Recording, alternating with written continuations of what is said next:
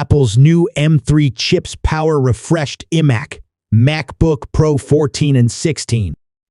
The M3, M3 Pro, and M3 Max bring the biggest enhancements, but a new space black color for the MacBooks is a pretty elegant upgrade too. It's an odd time for Apple to launch new processors, but launch it did.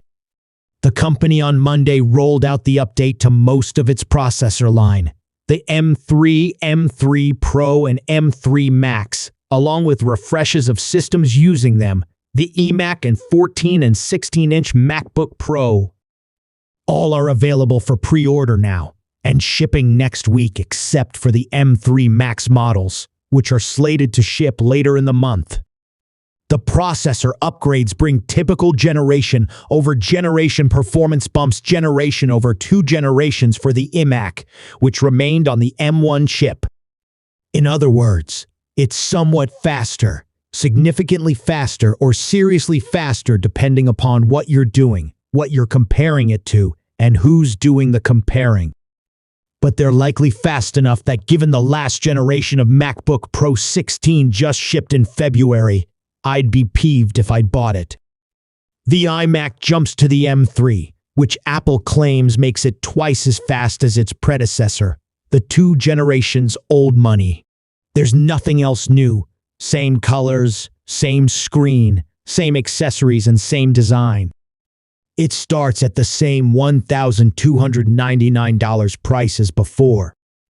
You'll be able to get the updated MacBook Pros in a new space black, as well as silver, though the black is available only in the M3 Pro and Max configurations.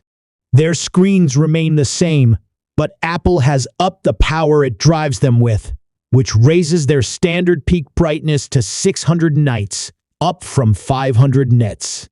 And Apple added a fingerprint-resistant coating to avoid the midnight MacBook Air kerfuffle. The 14-inch M3 model is new, in that there were only Pro and Max versions for the previous model.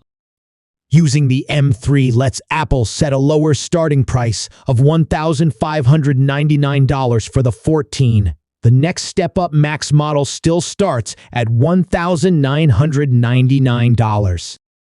One perk you may get with the 14-inch model is improved battery life. Apple rates it as 22 hours, up from 18, and the same as the MacBook 16. As before, the 16-inch model comes in M3 Pro and Max variants and starts at $2,499. What the chips bring to the party. Most notably, in addition to the general speed gains and optimizations, they inherit some advancements Apple rolled out with the A17 Pro chip in the iPhone 15 Pro and Max. They use the same 3nm fabrication process, for which Apple chose to engineer into a smaller die. It could have used the same size die and crammed more stuff in. A smaller process generally means faster and more power efficient overall. And going with the smaller die leaves more room for cooling faster, usually also means hotter. As you'd expect, the M3 chips have more CPU cores, or at least the Pro and Max do. The M3 has the same nominal specs as the M2. The M3 Pro has the same core count, but a different balance of performance and efficiency cores. 6 of each Vs. 8P and 4E, and supports up to 36 GB of memory rather than 32 GB. The Max gets the biggest bump to 16 CPU cores, 12P and 4EA, and 40 GPU cores. In terms of both types of core counts, it's still behind the M1 Ultra, but it does get a boost to 128 GB maximum memory.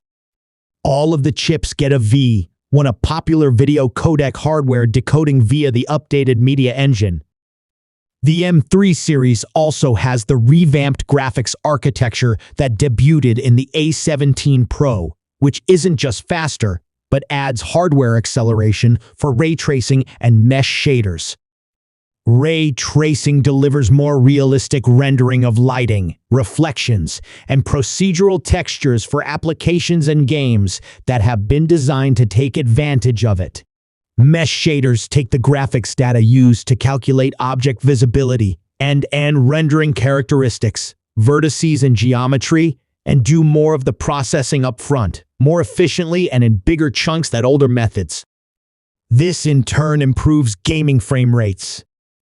Another change to the GPU operation is dynamic caching, which more efficiently allocates memory between the CPU and GPU as needed, so that it's not starving or overlocating to either one. This is important for Apple's chips, because its unified memory architecture basically puts everything in a big pool.